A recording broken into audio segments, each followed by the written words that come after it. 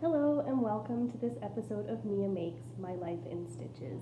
I am going to talk to you this week about some of the things that I have been stitching either in knitting or cross stitch and a little bit of some other crafting that I have been doing lately. I know you can tell that it has been a very long time since I have had a video up. And I was just going through so many technical difficulties. My laptop completely broke. It says that the memory is completely full, so I wasn't able to edit a video or put a video from a camera onto it or do anything of that nature. And I kept saying I was going to get a new iPad and work with it that way. And life just got ahead of me, and that never happened because Christmas and school and life with 3 kids and everything that comes with that. And then I had a really big knitting funk, and I honestly don't think since Christmas that I worked on very much at all, so I really didn't have too much content to produce. So I figured I would go a little bit of a different direction with it this time, since I am splitting my time between knitting and cross stitch and all of the other crafting and everything that I do. I figured why not bring it all into one spot and talk about it all, since I'm splitting my time. And I feel like that means I don't have as much knitting to do because I kind of get carried away with new cross stitch, and then I stop knitting for a few weeks, and then I feel like I don't have any content to post. So well, we're going to see how that goes. If I start finding some more time with the summer, maybe I can split it up into 2, maybe have the floss tube and the knitting podcast and whatever else, and we'll go from there. So once again, thank you for taking the time to watch and talk to me about my stitching this week. I will start out with knitting. So as far as, I'll start with finished objects. Like I said, I don't feel like I've finished very much this year, but I do have a couple of socks that I will start with.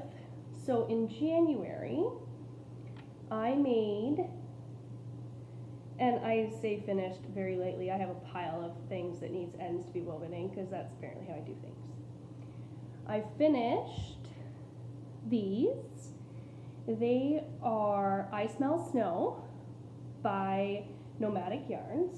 This was a purchase that I am obsessed with the Gilmore Girls. As soon as I saw this on her webpage, it wasn't even a thought. I had to knit these. I have a sign in my living room that says I Smell Snow, and it's up all winter. They're my second pair of Gilmore Girls socks by Nomadic Yarn. And I feel like the only pair that I have finished in January, if you can call them finished with all these loose ends. I did an afterthought heel on these ones, which I don't normally do, but I really didn't want to break up the stripe pattern on them because I love them so much. I feel like these are probably my most favorite pair of socks that I've knit to date. They're so nice. So there is the afterthought heel. You can see how I did that so I didn't split up the color work. And I'm not sure if you can see, there's barely a little gap there. This was my first time trying Susan B. Anderson's method for the afterthought heel. I really liked this method. I found that it was explained so well, so easy to do, and I don't know why I had never thought of it before. It's not perfect, and I hope that a little bit of a blocking will fix that, but I really did like it. So there's that one.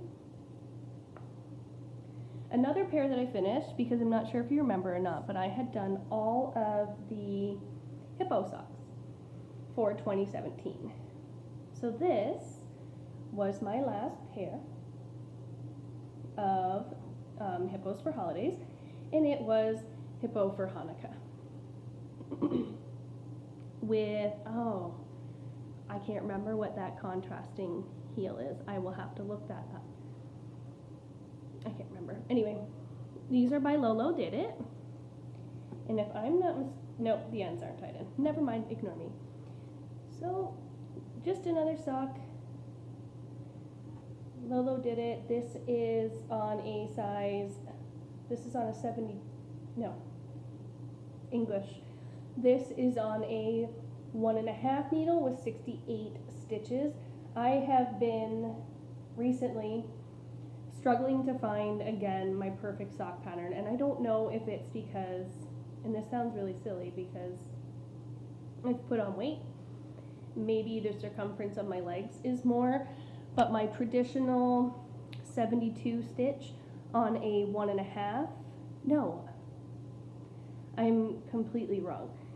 What was happening is I was doing 72 stitches on a 1.5, and they were fitting perfectly until I had worn them for an hour or two. And with superwash wool, you know that they're going to stretch out more than they should. So I just wasn't liking the bunching in my shoes. So I've been experimenting with different stitch counts on different needles with different heels.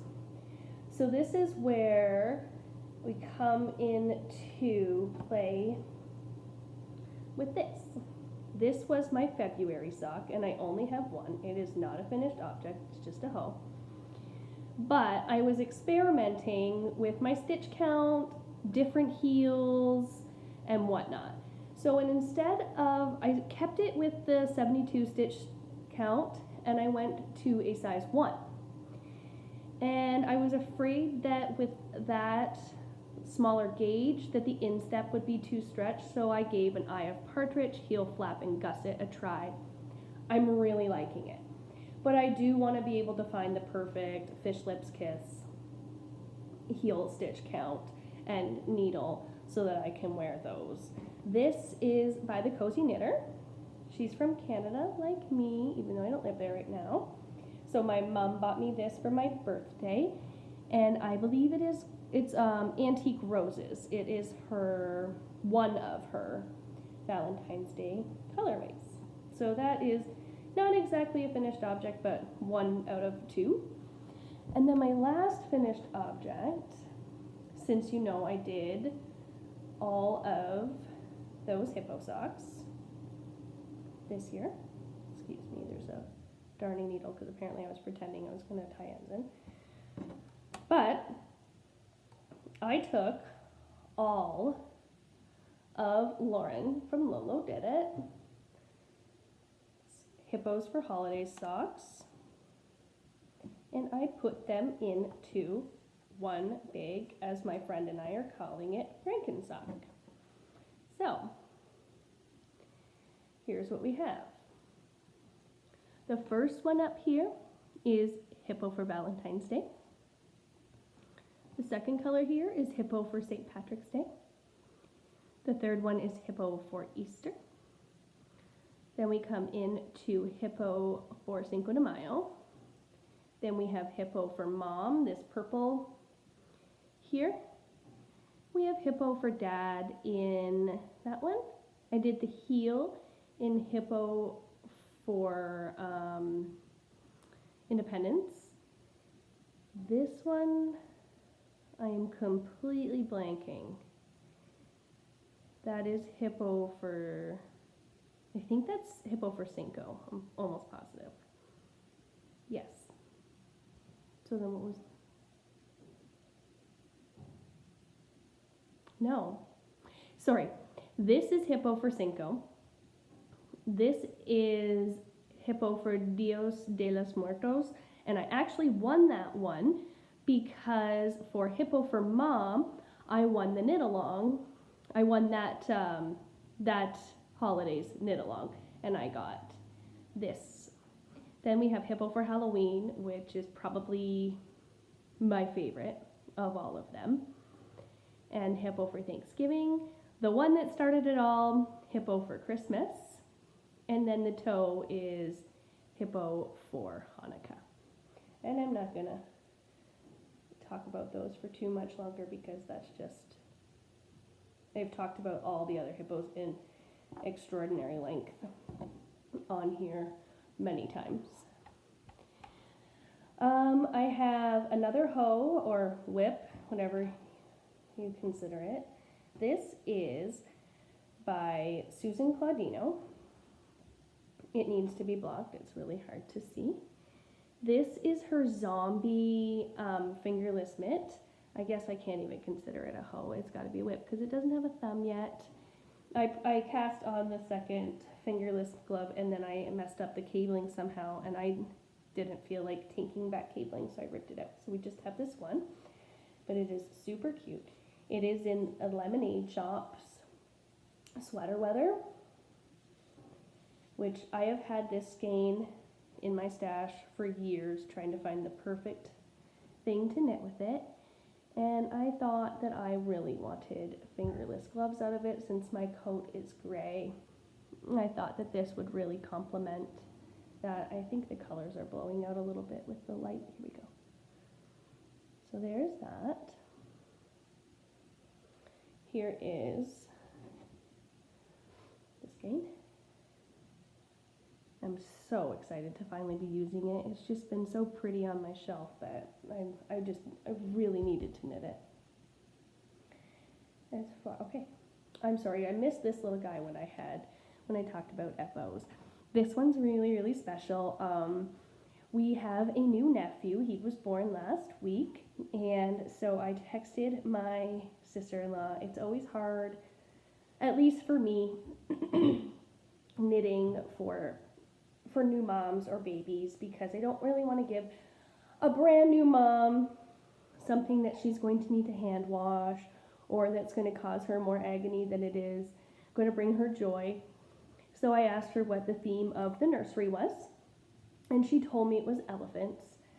And we didn't know what the baby was, so I waited until he was born to make something. And so I made from Susan Claudino this little guy. He has one little end. I couldn't find my crochet hook to fix it, so look at that. Pretend it's not there.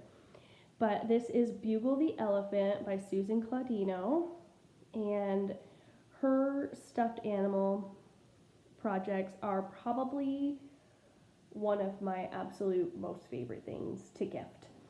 I love to knit them for my kids. They love to receive them, and I just think this, if she has any shelves in her nursery, hopefully she does until he's old enough to play with it, I think that this will just be so cute on a shelf in the nursery, especially since she said it was elephant themed. I put safety eyes on it so that he can eventually play with it one day. I can't speak enough about how much I love her patterns. Like, even, and you just, like, he has toenails, like elephant toenails. That is just the cutest thing. He's so detailed. Look at his little tail. She makes these so incredibly easy to knit. Like, the Voodoo, I believe, is one that does have seaming, but there's no seaming to this. It all just comes together so nicely. And how, like, it's darling. It is absolutely darling. So that is my last FO for right now, because as I said, I haven't had the most knitting mojo, and I'll show you. I can 100% attest to that. This I know I've showed before, but it finally got heels. This is another scrappy sock. This was a kit I bought at YarnCon last year, and I cast it on right away. I think it was one of the first things I ever showed on my podcast. And this is what's slowing me down. Oh, sorry, this is from Brew City Yarns, and it is their Disney Heroine color pack. And what is slowing me down is I don't knit socks toe up, ever. I knit cuff down. I love cuff down socks. That is my method. So I know that when I'm knitting a toe up sock, exactly where I need to stop to start my toe. Cuff down sock. I know exactly where to stop to start my toe. Well, when I did this, I did a much different toe than I normally do. If you can see with this sock, you can see that these toes are very different.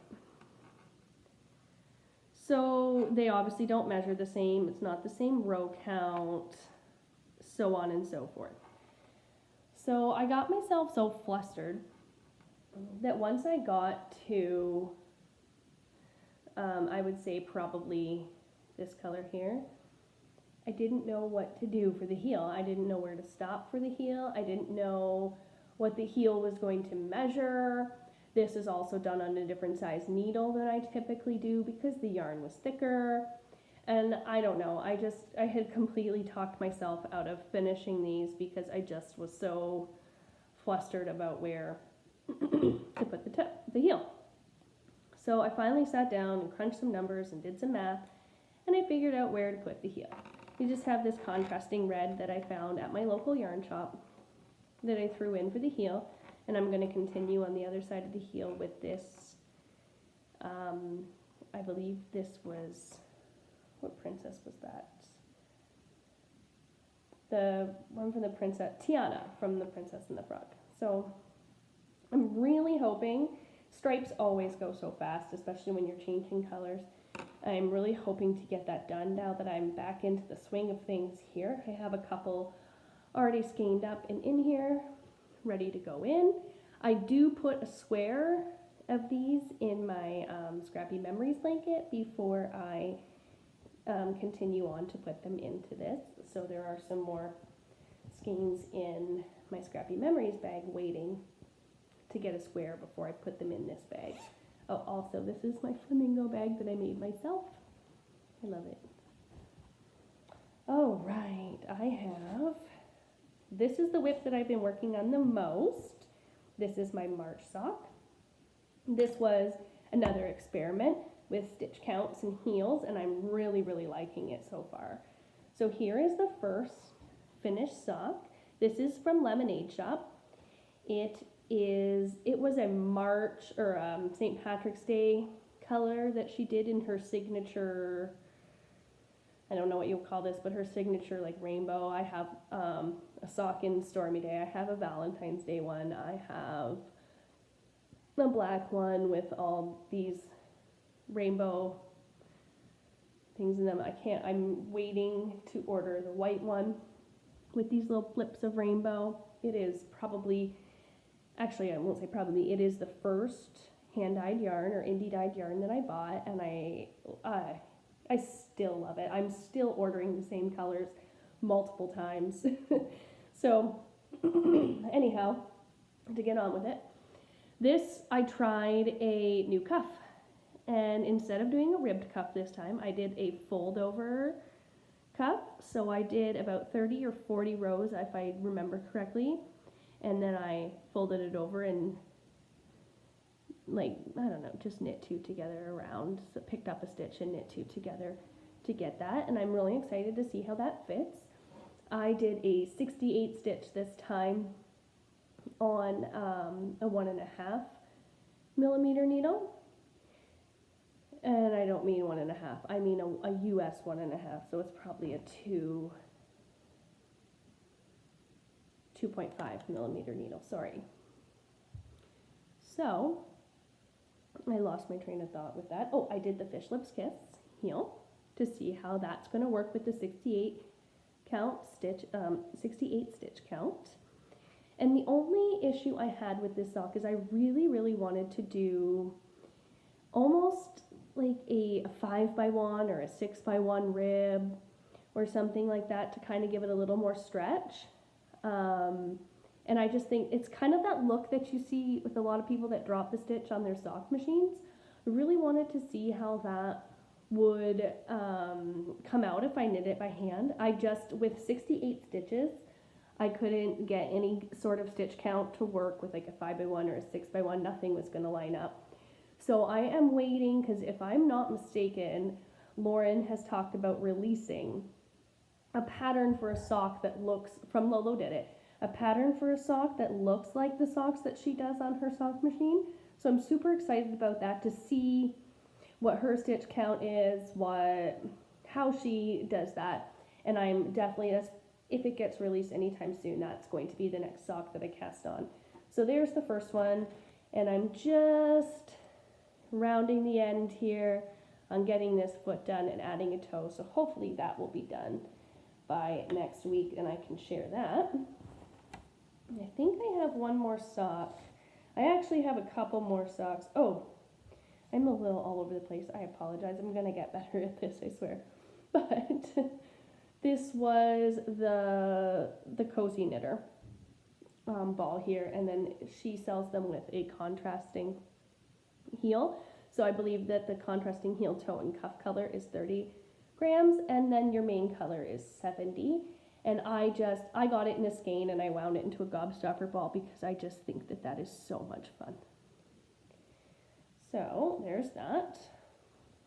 My last whip is what got me back excited about knitting again.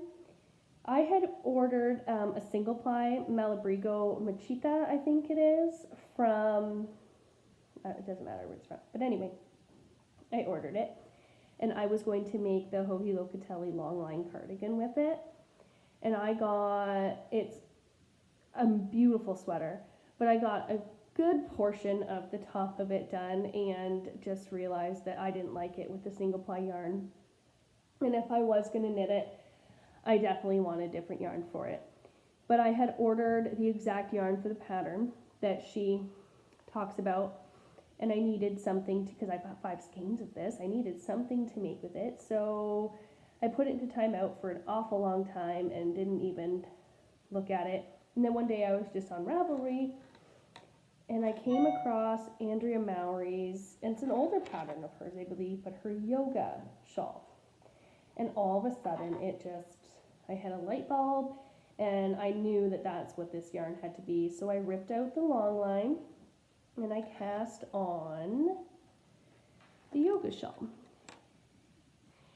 And even though it's still really light, because it is in this single ply yarn, I love it. I love how it's knitting up. I love how it looks. The true test will be what it feels like on, I guess, because it is such a light yarn. And I think that's just what I couldn't get past with the sweater, was that it was such a light yarn. I felt like I didn't feel like it wasn't going to be warm. I don't know. I don't feel like it was going to be comfortable. It's not going to be heavy enough for me. And I like fingering weight sweaters.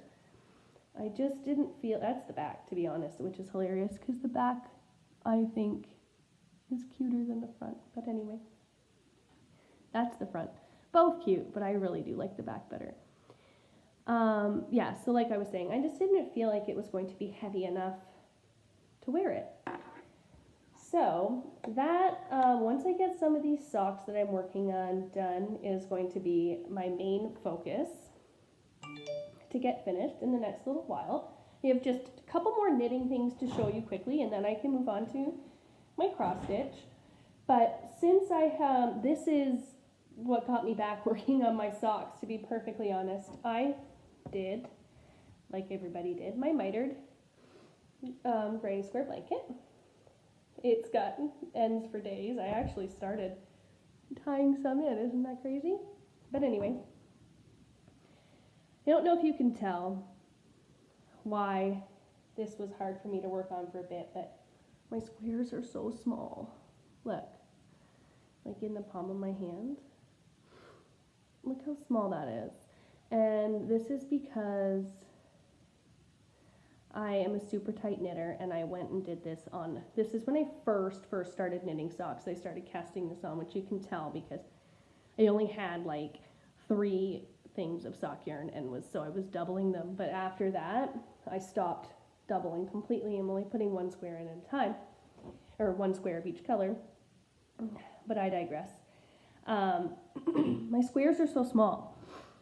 So I sat pondering this blanket for a long time. Do I tear it out and work with bigger needles and more of a stitch count and get a much larger blanket? Because the reality is, after I finish a pair of socks, I'm ending up with 30 grams or 40 sometimes, depending on who I'm knitting socks for, of scrap sock yarn.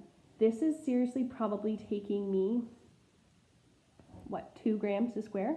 I can certainly allow for bigger squares. But then I got really sad wondering, what on earth will I do with this? Because I can't pull these out and make them into bigger squares. like they are what they are. The yarn is cut, and I've already put the scraps into the scraps remaining from each one into my granny stripe blanket. So I think I'm gonna throw caution to the wind and just start another one and continue to put one square in this blanket and then one square into a much larger blanket.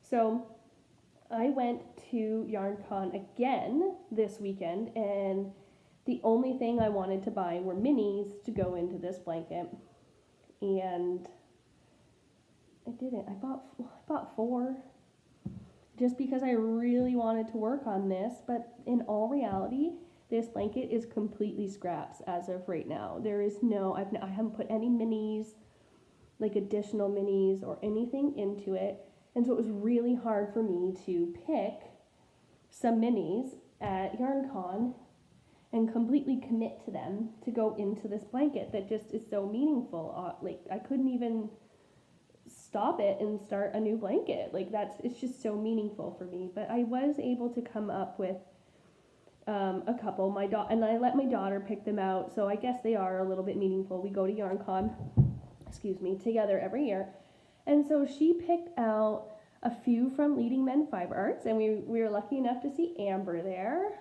like last year. And this one is called Don't You Know by Leading Men Fiber Arts. Then she picked out this one, which I actually really, really like. I love that highlighter yellow at the top.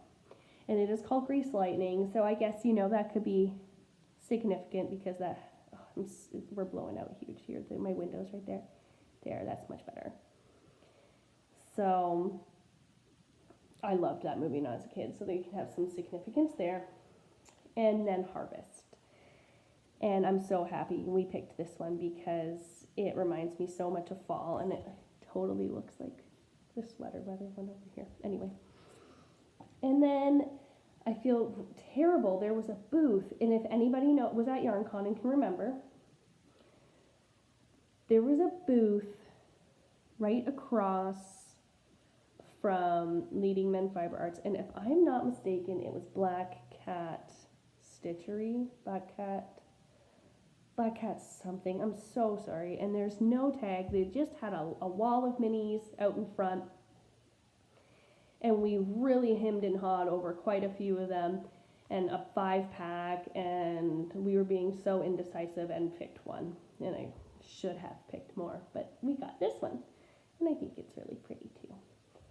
So there is that, and that is it for knitting.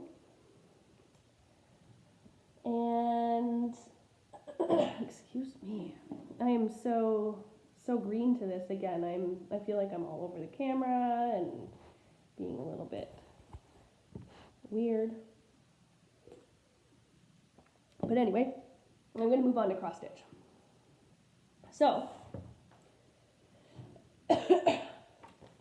and I think everybody and their brother and their uncle are working on this right now. This is my second attempt at a cross stitch project bag, and my stitching and my sewing is anything but perfect, but it holds my stitching, and that's really cute, so I like it. But anyway, I think, like I said, everyone in the world is working on this probably right now.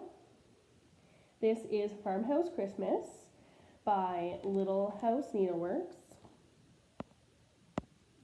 And this is the square that I'm working on right now. I believe this one, yes, Horsing Around. I already finished the first square. So that is on there. That is the first square right here. And I just kind of put the border in there so that I can see where I'm going to get the rest of it. And there is Horsing Around. They just released the third square, which I am stitching this as one. I have seen a lot of people doing them individually, and to be honest, I think I might go back again and stitch them individually and make them into Christmas ornaments.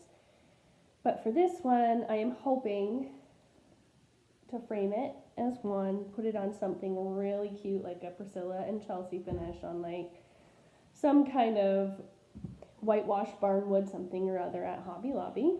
And I am doing this all with the called for threads. So just like in knitting, I guess, if you're a knitter, this is hand-dyed floss by Classic Colorworks. And these are all the called for threads on the pattern. And I'm doing it in a 28 count linen. And I'm missing bamboo here because I ran out, and I have an order in at 123 Stitch for that and the third pattern. And if I'm not mistaken, I think I saw Vonna put an Instagram picture up of a finish for the fourth pattern in the series. So this has been one of my absolute favorite things to work on right now. So there's that.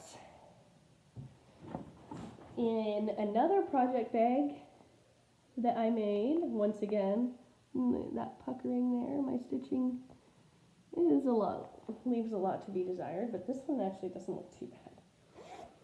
I am working on, oh, I don't have my pattern in here. Give me 1 second. I know where it is, because I'm very organized. I am working on, it is a series, once again by Little House Needleworks. It is Hometown Holidays, and this is Main Street Station, and I believe that it is the second, yes, chart number 2 in the series. And while I'm here, I might as well show you, this was the Little Red Barn, the first pattern in that series. So I'm doing this one individually because I believe that there are 15 of them, and if I'm not mistaken, Little House Needleworks is going to come out with more of them as they go on. So there, I am doing this on Picture This Plus 14 count Aida, and it is in the Ale colorway, and that is my progress so far. I'm almost done, but I'm not gonna lie when I say I completely abandoned this when Farmhouse Christmas came out. So like I said, I'm planning on doing this one there. That's more true. Oh, like it wasn't sunny before when I started, so the colors weren't, and then all of a sudden the sun decided to peek out. So this isn't really showing quite true to color. It's a little more gold than it's coming up on the back. But once again, I'm using the called for colors, which is 2 classic work colors, and then the rest are on DMC. And how I do this when there are DMC colors, I'm not going to unravel this, but I put all of my colors on one of these organizers, and then it makes it so much easier for me, and then I just have the loose threads kitted up in the bottom there. This one I have a great plan to finish it if I ever get all 15 of them stitched. I'm so busy. I start everything in the world and never finish it. Talking about starting everything in the world and never finishing it, I will show you some other whips here. We will move on to Christmas in a trusty Ziploc bag. At least you can write Christmas, Very Merry Christmas Town on here. This is by Frosted Pumpkin Stitchery, and I apologize, I don't have a picture of what it looks like finished because they do PDF patterns and I only printed out the chart, and I can't show you the chart. So once again, this is Picture This Plus, and I used the called for fabric once again. Everything in this is called for. Maybe by some chance I printed out what the fabric is called. I really should have looked it up beforehand, but I didn't, and that's the way life goes. But so I believe that to finish this one off, I have one more kind of building motif to go over here, and this is on the shimmer fabric, and it is so much fun. So I haven't had too much motivation to work on this one because I'm really, really loving the other ones, but I also, once again, have a great finish idea in mind for that, and I'll share them if I ever get them FFO'd. Okay, I'm losing hoops and Priscilla and Chelsea fashion, I have a Cars bag of my son's. I have all the Ziploc bags put into. So, following suit with the Very Merry Christmas Town, I have Halloween Town. And once again, I can't remember the fabric. It's either Gothic or Haunted, and it's from Frosted Pumpkin Stitchery, the same idea as the Christmas one, and it is almost done. So, it is so close. I can't believe I didn't finish it for Halloween.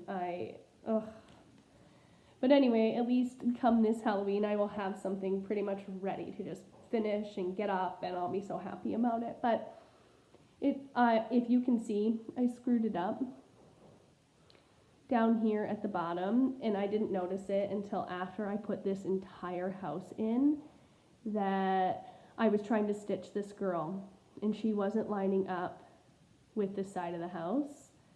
And then after I did that, I noticed that the whole house was off by 2 stitches, which is why the door isn't lining up with the walkway. But I'm really, really hard on myself. I'm sure everyone of us that crafts and knits and are really, really hard on ourselves. But no one is going to, I had to remind myself, I just fudged it. No one's going to come over to my house and grab the chart and be counting to see. I'm going to stare at it, and it's going to haunt me. But I couldn't frog that whole house, especially because I was trying to get it done for Halloween, and I was so close, and there was just no way I could frog that whole chart. So I left it in, and hopefully I can be okay with it. It's just, we'll see how okay with it I am when I get down here. And these guys don't line up because I did have to fudge it because of that driveway there. So I am excited to get that one done and up like as soon as fall comes. And I don't want to wish away summer, but I'm very excited. Now, I think I have 2 more. First this was just a little tiny small that I decided to work on the first time I wanted to try linen. I went from 14 count Aida to 28 count or 32 count. This almost looks like that's 28 count linen. So we just did a teeny tiny little guy to learn, and I have my thread, sorry. If that didn't make it any better, but this is also Frosted Pumpkin Stitchery. When I first started, I was completely obsessed. Not that I'm not anymore, but I love their patterns. They're so whimsy and cute. So I started this, Give Thanks. He just needs this motif down the side of here. But then once I started stitching it, it was like, oh, I've got this. I can stitch on 28 count 2/2. I moved on to other things and got obsessed with something else, as you do. And so he just needs to be finished, but I think that will seriously, and I have the block that I'm going to put it on for my FFO. I have the ribbon, I have everything. I just didn't do it. So once Thanksgiving rolls around, I will have that one done in a heartbeat. And last, but certainly not least, because once I got back into cross stitching, this was the first thing that caught my attention. And I'm really sorry that I don't have the picture of what it looks like, but it is called Autumn Sampler by Frosted Pumpkin Stitchery, and it is the cutest thing. It's what I saw it on Instagram, and it is what inspired me to get back into cross stitching.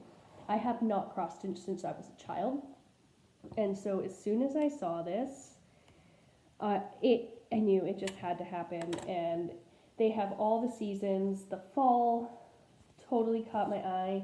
This is just on a 14 count natural or oatmeal Aida from Michaels, since I was just dipping my feet back in for the first time and didn't know that I was going to get completely obsessed, but here it is.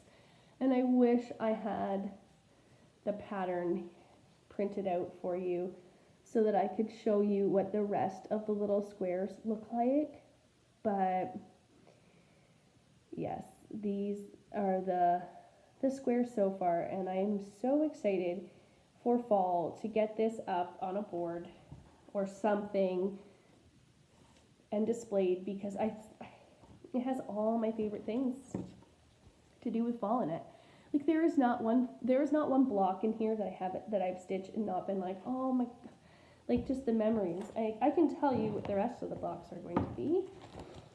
So we have this one that I am currently stitching is like apple pie. The one that's going to go above it is pencils for back to school. And then beside it is a wheelbarrow of pumpkins. Then just a couple of pumpkins with faces above the turkey. Then there's a squirrel that goes above here. Some leaves that go here. And a little girl with a wagon and apples is going to go here. And then an apple. And, an apple and a sock whip. So this sock here that is finished and on the blocker, like, way to tie in my two worlds. This sock here, it's on the blocker, it has a square of the sock being knit, like the whip. Yes, I don't have words. I just really, really love it. So, once again, everything in that pattern is completely called for. I haven't changed anything. I haven't divulged into that world yet. Maybe we'll get there one day where I change colors to match my home and all of that fun stuff. But so as far as anything stitchy related, knitting stitches or cross stitches or anything like that, sewing, I haven't done any besides those bags. No sewing. I suck at it anyway.